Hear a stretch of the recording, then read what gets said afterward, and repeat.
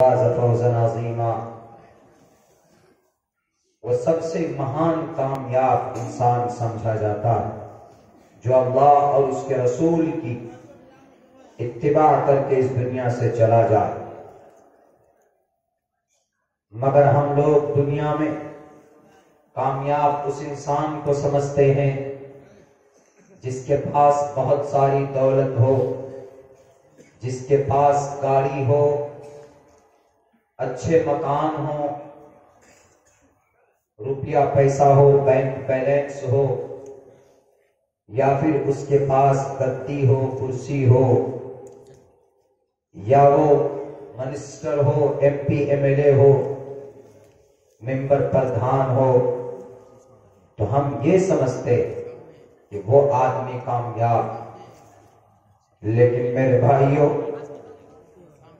آپ مسلمان ہیں، آپ مومن ہیں، آپ کا ایمان اور آپ کا آستھا ایک اللہ پر ہے، قرآن اور شریعت پر ہے۔ آپ کو یہ یقین ہونا چاہیے کہ اس دنیا میں بھی اور مرنے کے بعد کی دنیا میں بھی کامیاب وہ انسان ہے جو اللہ اور اس کے رسول کے مطابق، ان کے فرمان کے مطابق زندگی گزار کر جائے، وہی انسان کامیاب ہے۔ روپیہ پیسہ اگر اللہ نے کسی کو دولت عطا کی تو وہ دنیا کے اندر چند دنوں تک آرام اور سکون کی زندگی گزار سکتا ہے۔ اگر اللہ نے کسی کو عہدہ پاور دیا تو 5 سال کے لیے وہ کرسی پر بیٹھ کر ظلم زیادتی کر سکتا ہے، یا پھر اچھے کام بھی کر سکتا ہے، یا پھر وہ دوسروں کے حق حقوق لوٹ سکتا ہے۔ تو چند دنوں کے لیے، 5 سال کے لیے، 4 سال کے لیے، اس کے بعد تو پھر اس کے ہاتھ خالی ہو جاتے۔ مگر ایک مومن، ایک مسلمان کبھی بھی ناکام اور نامراد نہیں ہو سکتا اگر وہ شریعت کے مطابق اپنی زندگی گزار کر جاتا۔ اللہ نے قرآن میں کہا بھی ہے وَلَا تَهِنُوا وَلَا تَحْزَنُوا وَأَنْتُمُ الْأَعْلَوْنَ۔ نہ تو تمہیں زمین پر کسی سے ڈرنے کی ضرورت ہے، نہ تو تمہیں کسی سے گھبرانے کی ضرورت ہے۔ وَأَنْتُمُ الْأَعْلَوْنَ، تم ہی بلند رہو گے، تم ہی طاقتور رہو گے، لیکن شرط یہ ہے کہ تم مسلمان، تم مومن رہنا، اللہ کی وحدانیت پر وشواس رکھنا، اللہ کے قرآن پر یقین رکھنا، محمد رسول اللہ صلی اللہ علیہ وسلم کی سنت پر، ان کی زندگی پر اعتماد اور وشواس رکھنا۔ اگر تم نے یہ کام کیا تو تمہیں کسی ظالم سے، کسی باطل طاقت سے ڈرنے کی ضرورت نہیں ہے۔ اور یہ جو مومن ہوگا، جس کے اندر ایمانی طاقت ہوگی، جو آدمی واقعتاً ایمان کی تمام شرائط کے ساتھ وہ اس دھرتی پر زندہ ہوگا، میرا خود کا تجربہ ہے کہ وہ زمین پر کسی بھی بڑے سے بڑے ترم خاں سے نہیں ڈر سکتا، کیونکہ اس کے سینے کے اندر اللہ کی وحدانیت ہے، اس لیے کہ اس کے سینے کے اندر قرآن کریم کے احکامات ہیں۔ وہ آدمی کبھی بھی بزدلی نہیں کر سکتا۔ یہی وجہ ہے کہ حضرات صحابہ کرام کے اندر ایمانی طاقت تھی، اللہ تبارک و تعالیٰ کی معرفت ان کو حاصل ہو چکی تھی، محمد رسول اللہ سے ان کو دلی لگاؤ، قلبی محبت وہ کرتے تھے ان سے، ان کی سنت اور ان کے فرمان کے مطابق زندگی گزارتے تھے۔ تبھی جا کر اس وقت کے بہت بڑے بڑے بادشاہ، روم و ایران، رومن امپائر سے 2 ٹوک لفظوں میں بات کرتے تھے۔ آج تو ہم ذلیل ہوتے ہیں، آج تو ہم رسوا ہوتے ہیں، آج تو ہمارے اندر اتنا ڈر بیٹھ گیا ہے کہ ہم صحیح بات کہنے سے بھی ڈرتے اور کتراتے۔ میرے بھائیو، آپ کے بیچ میں جو قرآن، ہمارے بیچ میں جو قرآن، ہمارے ہاتھوں میں جو قرآن کریم کے نسخے، اس کو آپ یوں مت سمجھیے کہ یہ صرف قرآن ہے جس کو 30 پاروں میں بند کر کے رکھ دیا گیا۔ یہ 30 پارے ضرور، 3,22,000 الفاظ ضرور، مگر اس قرآن کریم کے اندر دنیا کے تمام چیزوں کا ذکر کیا۔ اور مجھ سے پہلے صاحب مقرر نے آپ کو سائنس کے تعلق سے بات کی۔ سائنس، قرآن کریم سائنس کی حمایت نہیں کرتا، بلکہ میں یہ کہتا ہوں کہ سائنس نکلا ہی ہے قرآن سے۔ سائنس کا وجود قرآن کے بغیر نہیں ہے۔ آپ اٹھائیے، یہ مائک ہے، یہ کیمرہ ہے، یہ موبائل، یہ سائنس کا ایک آدمیوں کے سامنے میں ایک مثال ہے۔ یہ مائک ہے، اس میں لوہے لگے ہوئے، اس میں پلاسٹک بھی ہے، تو اللہ نے قرآن میں بیان کیا وَأَنزَلْنَا الْحَدِيدَ فِيهِ بَأْسٌ شَدِيدٌ، ہم نے زمین میں لوہے پیدا کی، وَمَنَافِعُ لِلنَّاسِ، اور اس میں بہت سارے منافع ہیں، کن کے لیے؟ انسانوں کے بہت سارے منافع۔ اس سے مائک بھی بنا، اس سے موٹر کار بھی بنا، اس سے ہوائی جہاز بھی بنا، اور اس سے گاڑیاں بھی بنی، اس سے بلٹ ٹرین بھی بنتا، اس سے بہتر تیز رفتار سواری بنائی جا سکتی ہے۔ سائنس کو وجود میں لانے کے، وگیان کو لوگوں کے سامنے پریزنٹ کرنے کے لیے، اس کی پریزنٹیشن کے لیے لوہا ایک ریڑھ کی ہڈی، تانبا ایک ریڑھ کی ہڈی، اور اللہ نے قرآن میں 1450 سال پہلے نازل کیا۔ ٹرین بنا کر اپنی عقل کے اوپر گرو کرنے والوں، ہمارے قرآن کے اندر 1450 سال پہلے تقریباً جن چیزوں کے ذریعے سے آپ نے آوشکار کیا، آپ نے ہیلی کاپٹر بنائے، آپ نے موبائل بنایا، آپ نے کلاسنگ توپ بنائے، آپ نے میزائل بنایا، اور آپ نے ٹینک اور توپ بنائے، ان تمام چیزوں کا مینشن اللہ سبحانہ و تعالی ان دا ہولی قرآن 1500-450 سال پہلے اللہ نے قرآن کریم کے اندر ان کا ذکر کر دیا۔ جو لوگ اس قرآن پر اعتراض کرتے، جو لوگ سازشیں رچتے ہیں کہ نہیں جناب اس قرآن کی تعلیم نہیں ہونی چاہیے، بہت سی جگہوں کے اوپر یہ بات چل رہی۔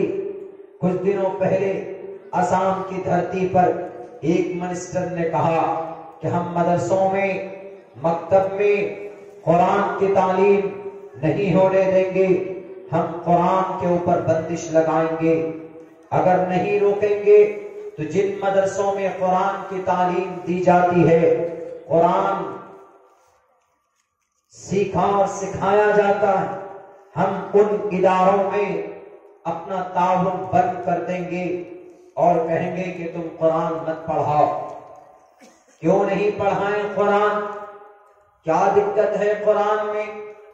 قرآن کریم کے اندر تم آنکھیں کھول کر دیکھو گے تو دنیا کی تمام برائیوں سے بچنے کا راستہ قرآن میں بیان کیا گیا۔ میرا چیلنج ہے پوری دنیا کے جانکار لوگوں سے، and we have the Quran, we have authentic book، is called in Arabic language القرآن الکریم. یہ قرآن ہے بیٹے، یہ تمہارے پاس رکھے ہوئے سنسکرت زبان کے اشلوک اور منتروں سے تیار کیا ہوا کوئی بیت نہیں ہے جس کی کوئی کوالٹی نہیں. بائبل والوں سے کہہ دو کہ یہ تمہارا متا اور مقصدقہ یوحنا برنیاس نہیں ہے، یہ قرآن ہے ہمارے پاس جس کا ایک ایک حرف سچا اور بے شک ہے. ذالک الکتاب لا ریب فیہ، ایک ایسی کتاب ہے جس میں ذرہ برابر شک کی کوئی گنجائش ہی نہیں. لاؤ ایسی کتاب دنیا کے اندر جہاں کہا گیا ہو کہ سود کھانا پاپ ہے. لاؤ ایسی کتاب جس میں کہا گیا ہو کہ جھوٹ بولنا پاپ ہے. لاؤ ایسی کتاب جس میں عبادت کرنے کے طریقے بتائے گئے ہوں. نہیں دکھا سکتے قیامت کی صبح تک. لاؤ ایسی کتاب جس میں زنا کے گراف کو گھٹانے کے لیے بات کہی گئی ہو. نہیں ہے کوئی کتاب دنیا کے اندر. لاؤ ایسی کتاب کہ مہاپرلے جب وجود میں آئے گا تو انسانوں کی حالتیں کیا ہوگی. تم نہیں لا سکتے ایسی کتاب. لاؤ ایسی کتاب جو 1450 سال پہلے جس انداز میں نازل ہوا تھا، جسٹ لائک دیٹ، سیم اسی نہج پر، انہی الفاظ کے ساتھ، انہی احکام کے ساتھ، انہی قوانین کے ساتھ، انہی پاروں کے ساتھ اور انہی صورتوں کے ساتھ، انہی رکوع کے ساتھ، بلکہ یہ کہوں انہی زیر اور زبر کے ساتھ آج بھی قرآن کریم ہمارے پاس موجود ہے جیسا 1450 سال پہلے تھا. بائبل کے ماننے والوں، امریکہ اور روس اور چین کے اندر بسنے والوں، تمہارے پاس بائبل ہوگا لیکن محفوظ نہیں ہے تمہارا بائبل. تمہارے پاس برنیاس ہوگا لیکن عورت کا کیا سمان ہے تمہارے برنیاس میں نہیں ذکر کیا گیا. تمہارے پاس تمہارے دھارمک گروؤں کے فرمان ہوں گے لیکن ایک عورت ایک بیٹی کا کیا مقام ہے یہ تمہارے پاس تمہارے گرنتھوں میں گرو کی زبان پر نہیں ہوگی. لیکن ہمارے قرآن کے پاس ہے، ہمارے نبی کی زبان پہ ہے، ہمارے صحابہ کرام کی زندگی کے اندر ہے. کوئی مائے کا لال اس قرآن کو نہیں چیلنج کر سکتا. پوری دنیا کے اندر کوئی بھی کتاب یاد نہیں کی جا سکتی، but the Quran able our children to remember by heart within 3 months, 4 months, 5 and 6 months and completely and very easily. ہمارے چھوٹے بچے اس قرآن کو یاد کر لیتے. کیا قرآن پڑھنے والا جاہل ہوتا ہے؟ کیا قرآن پڑھنے سے ترقی نہیں آتی؟ ارے دنیا کا وجود ہی اس قرآن کی وجہ سے. آسمان اور سورج میں روشنی اس قرآن کی وجہ سے. بین السماء والارض، اتر سے لے کر دکن تک دنیا کا جو نظام ہے بیکاز آف دس قرآن، اس قرآن کی وجہ سے. دنیا کی کوئی کتاب یاد نہیں کی جا سکتی. ہم لوگ جب کبھی منتر کبھی اشلوک یاد کرتے ہیں تو بہت محنت لگتی، بہت ٹائم لگ جاتا ہے. مگر قرآن کریم اقیم الصلاۃ سننے میں کتنا اچھا لگتا ہے. ہم نے پڑھا، آپ نے سنا، آپ کو نیکیاں ملتی. لیکن یہیں پر اگر آپ اشلوک پڑھیں گے پتھما دارکا جیوا دیودی نمجیتی تریتیانن کوڈلا کار چتر تردک چندر کا پنچم وندو سنیکتا، نہ تو مجھے پڑھنے کا کوئی نیکیاں ملی، نہ تو آپ کو سننے کا کوئی ثواب ملا. اقیم الصلاۃ یہ صرف قرآن ہے، اس کی خاصیت ہے، اس کا اعجاز ہے کہ سننے سنانے والے کو ثواب. باقی کسی اور کتاب، Bible, I have He has no father, no mother. There is no God but one God. Muhammad is the last messenger of one God. The Bible said and mentioned clearly about the Quran. The truth verses and the truth Quran. Authentic books in entire world. There is nothing but only one book is called in Arabic language Quran Karim. Bible کہتا ہے کہ دنیا کے اندر اگر کوئی کتاب مضبوط ہے، ماننے کے لائق ہے، سینے سے لگانے کے لائق ہے تو وہ صرف قرآن.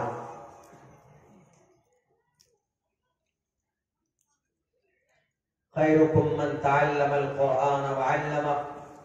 ہم قرآن کریم پڑھتے ہیں، دیکھتے ہیں، اللہ ثواب عنایت فرماتا. ہمارے بچے قرآن کریم پڑھتے ہیں تو ان کا مائنڈ اور دماغ اور تیز ہوتا. دنیا کی کوئی کتاب یاد کی جا سکتی ہے؟ نہیں کی جا سکتی، لیکن آپ کا یہ قرآن